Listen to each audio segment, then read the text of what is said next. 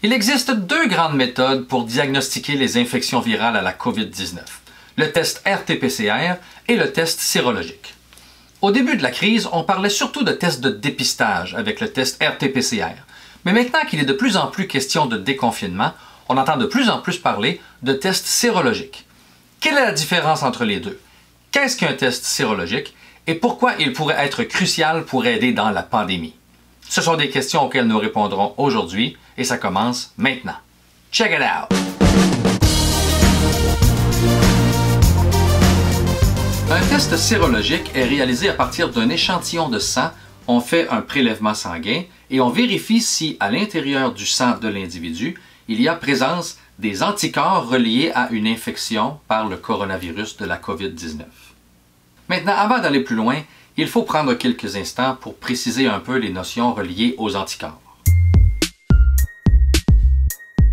Le coronavirus de la COVID-19 a une enveloppe virale à la surface de laquelle il y a des spicules, aussi appelées des spikes, qui sont des protéines qui ont la capacité de se lier à des récepteurs particuliers qu'il y a à la surface des cellules de notre organisme, dans le système respiratoire par exemple. Dans cette vidéo, je vais modéliser un spicule du coronavirus à l'aide du crayon que voici. Le virus utilise cette clé pour déverrouiller la cellule, entrer à l'intérieur, à notre insu, faire des copies, proliférer et éventuellement sortir de la cellule pour aller contaminer une foule d'autres cellules et poursuivre l'infection. Maintenant, l'organisme n'est pas en reste lorsqu'il réalise que cette molécule, qu'on appelle parfois aussi un antigène, ne fait pas partie de notre corps et que c'est un intrus. L'organisme va prendre une image, une photo si on veut, et prendre quelque temps pour développer lui aussi une protéine, un anticorps, qui va pouvoir se fixer sur l'antigène. Alors, dans le modèle suivant, on peut modéliser l'anticorps par ce bouchon. Et ce bouchon vient tout juste se fixer comme ceci à la surface de l'antigène, à la surface du spicule. Et comme le bouchon est installé comme ceci, eh bien, le virus ne peut plus utiliser la clé pour déverrouiller, la cellule ne peut plus entrer. Alors lorsqu'un anticorps fait bien son travail, le virus est neutralisé. Il n'est pas tué, il n'est pas éliminé. D'autres agents du système immunitaire se chargeront bien de l'éliminer. Mais il ne peut plus infecter. Ça, c'est le travail d'un anticorps. Au cours de la réaction immunitaire, notre corps va produire des anticorps comme ça en quantité phénoménale, des millions de milliards, qui vont venir attaquer, neutraliser les millions de milliards de virus qui nous ont infectés au cours de la maladie. Une fois que tous les virus ont été neutralisés et que la maladie est chose du passé, le corps va garder en mémoire la recette pour fabriquer cet anticorps. C'est ce qu'on appelle la mémoire immunitaire ou acquérir l'immunité. Ces anticorps-là vont devenir beaucoup moins nombreux maintenant que la menace est passée, mais ils vont demeurer dans le sang et ils vont circuler dans la circulation sanguine. Et si jamais le virus devait se représenter, alors on connaît déjà l'ennemi, on a la photo, le portrait robot, on a déjà l'antidote, l'anticorps, et on va neutraliser l'ennemi dès qu'on va le voir. Et donc, on ne pourra pas devenir réinfecté avec le même virus. C'est le principe de la mémoire immunitaire et de l'acquisition de l'immunité. Maintenant, la seule façon pour le corps de développer cet anticorps, c'est de rencontrer l'antigène qui force son développement ici. Alors, dans le cas d'une infection naturelle, on rencontre l'agent infectieux et on développe les anticorps. Dans le cas de la vaccination, il y a plusieurs méthodes, mais on peut réussir à inoculer aux gens une partie de l'antigène, au moins une partie du portrait robot, qui fait que sans que l'on vive la maladie, le corps va quand même développer les anticorps par rapport à la protéine agresseur ici. C'est le principe de la vaccination.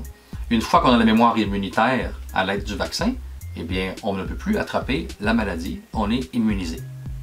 À ce jour, on ne connaît pas de vaccin pour le virus de la COVID-19.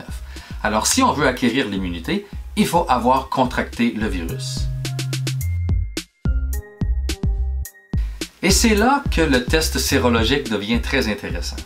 Parce que le test RT-PCR, qui est un test de dépistage de la maladie, dont je parle très bien dans la vidéo juste ici, pour ceux qui sont intéressés, permet de détecter la présence du virus présentement dans le corps d'un individu. Alors, si on fait un test RT-PCR, un test de dépistage, on va faire un prélèvement nasopharyngial et puis on va faire un test et en quelques heures, on va pouvoir savoir si la personne présentement est infectée par le virus. Le problème avec le test RT-PCR, c'est que c'est une photo du présent. Et si le test s'avère négatif, la personne pourrait très bien sortir de l'établissement de santé et contracter le virus. Ou encore, si la personne a déjà eu la maladie et on fait un test RT-PCR qui est négatif, il n'y a rien qui me dit que la personne n'a pas déjà contracté le virus dans le passé. Donc la faiblesse du test RT-PCR, c'est que c'est un test qui prend une photo du présent. C'est tout. L'avantage du test sérologique est que si je dénote la présence de ces anticorps dans un échantillon sanguin, ça peut vouloir dire plusieurs choses. Entre autres, une des possibilités, c'est que présentement, vous êtes infecté et en train de sécréter de ces anticorps-là, et donc vous êtes infecté présentement. Alors on va l'apprendre. Mais ça pourrait aussi vouloir dire que vous n'êtes plus infecté et que vous l'avez été dans le passé et que vous avez gardé la mémoire immunitaire de ces anticorps-là. Alors si jamais on dénote leur présence, on peut savoir que vous êtes immunisé déjà, ce qu'un test RT-PCR ne peut pas me dire. Et donc, le test sérologique a un énorme avantage parce qu'il permet de faire un meilleur portrait de la population en général.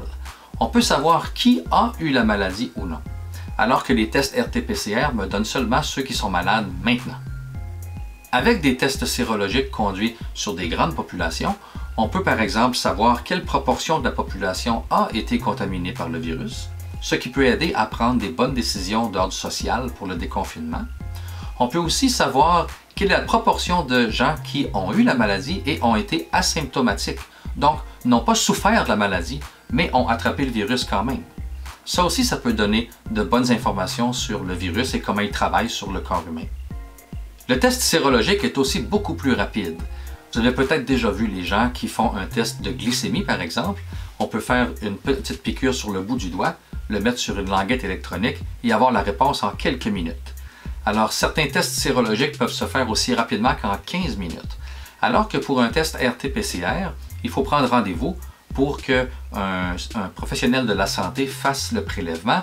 Ça prend de 4 à 6 heures pour faire le test, qui demande de l'équipement coûteux en laboratoire, et ensuite, il faut diffuser le message. Donc, le test sérologique est beaucoup plus rapide. Le test sérologique est aussi beaucoup moins invasif. Le test RT-PCR demande à un professionnel d'aller chercher un prélèvement dans les sinus profonds ou dans le fond du pharynx, ce qui n'est pas très confortable, disons-le ainsi, alors que pour un test sérologique, il faut seulement faire un prélèvement sanguin qui peut être aussi peu qu'une simple goutte. Toutefois, et c'est important de le dire, le test sérologique a aussi ses limites.